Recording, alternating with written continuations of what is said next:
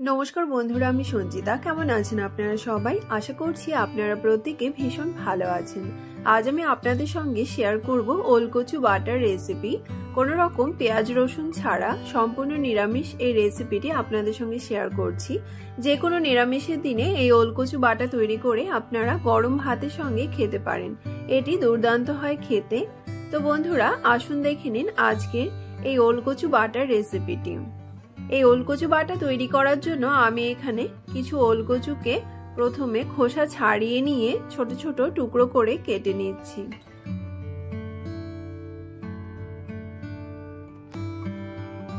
এখানে কচুগুলোকে ছোট ছোট টুকরো করে কেটে নেওয়া হয়ে গেছে। এবার এই কচুগুলোকে একটি পাত্রে তুলে নিয়ে ভালো করে জল দিয়ে ধুয়ে নিয়ে আসছি।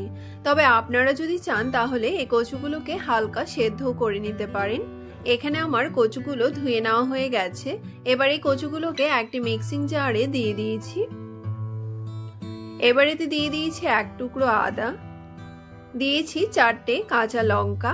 আমি এখানে কাঁচা লঙ্কাগুলোকে ভেঙে দিচ্ছি, তবে ঝাল আপনারা নিজেদের পছন্দ মতো ব্যবহার করবেন। এবার এতে দিয়েছি 1 চামচ সর্ষে। সামান্য জল দিয়ে একটি স্মুথ পেস্ট তৈরি করে নিয়ে আসছি। এইদিকে গ্যাসে একটি ফ্রাইং প্যান বসিয়ে দিয়েছি। ফ্রাইং প্যান গরম হয়ে গেলে এতে দিয়ে দিয়েছি পরিমাণ মতো সর্ষের তেল। তেলকে ভালো করে গরম করে নিয়ে এতে 2টো শুকনো লঙ্কাকে প্রথমে ভেজে নিয়েছি। আর এতে দিয়েছি 1/2 চামচ পরিমাণ কালো জিরে। এবার এই শুকনো লঙ্কা আর কালো জিরেকেও খুব ভালো করে ভেজে নিতে হবে।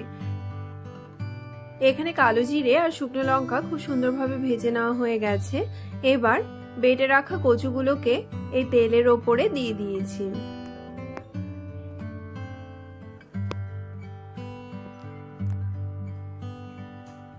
এবার তেলের সঙ্গে কচু বাটাগুলোকে খুব ভালো করে মিশিয়ে নিচ্ছি।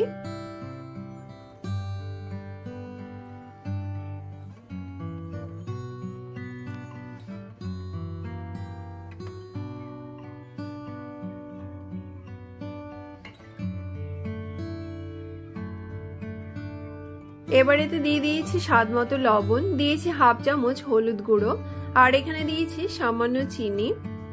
দিয়ে সবকিছুকে খুব ভালো করে মিশিয়ে নিতে হবে।